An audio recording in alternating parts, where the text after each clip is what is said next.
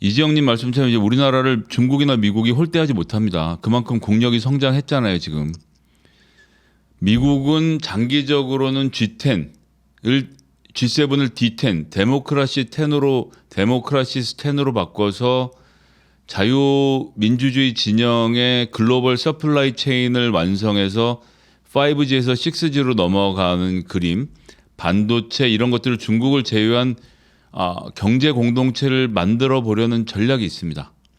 우리나라 거기에서 중국과 관계를 끊을 것인지, 연결하면서 D10 안에서의 자리를 잡을 것인지 여러 가지 고민이 있는 거죠. 그래서 한국이 약간 뜨뜻미지근하니까 그럼 난 인도랑 할래라고 해서 바이오랑 반도체랑 이런 것들을 인도랑 굉장히 근접시켰는데 코로나 통제가 안 되면서 자국에서 생산한 백신을 외국에 내줘야 되는데 자국민들 죽어나가니까 막 자국에 푸느라 정신없어졌어요. 이걸 보면서 미국이 생각하는 거죠. 경제 규모도 중요하지만 그 나라의 민주주의 운영 시스템, 위기 관리 시스템 매우 중요하구나. 이런 점에서 한국이 돋보인 겁니다.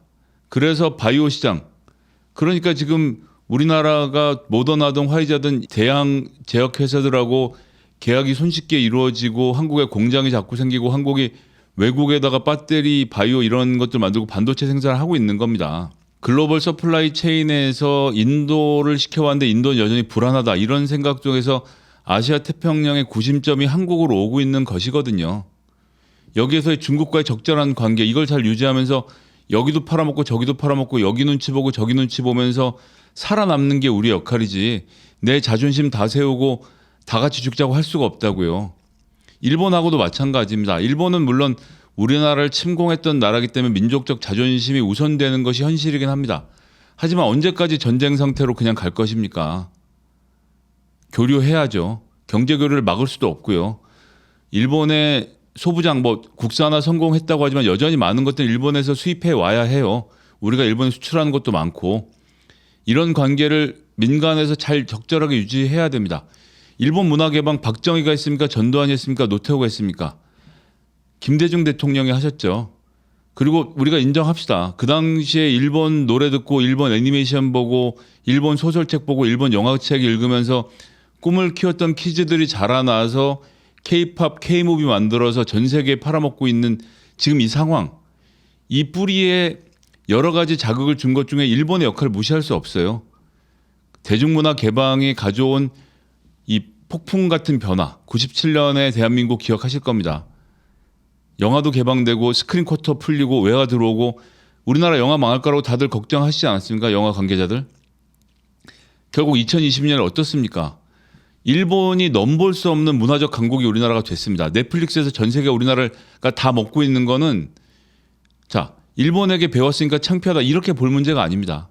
그 일본 영화를 탐독하고 일본 만화를 탐독하고 일본 애니메이션 보고 일본 노래 듣고 자랐던 제 세대들이 그것을 넘어서는 어떤 것, 즉 일본이 민주화가 멈춘 상태에서 정체되어 있을 때 대한민국의 다이내믹들이 그 문화 구성원들에게 박혀지고 그러니 훨씬 더 인프라가 많은 중국이 하지 못하는 일을 대한민국이 하고 있는 것은 게임 소프트웨어에서도 마찬가지로 스토리 짜는 능력이 대한민국을 다른 나라가 못 따라오는 것은 그런 문화적 구조의 민주화라는 이것들이 복합적으로 어우러져서 21세기 문화 강국을 선도를 하고 있는 겁니다.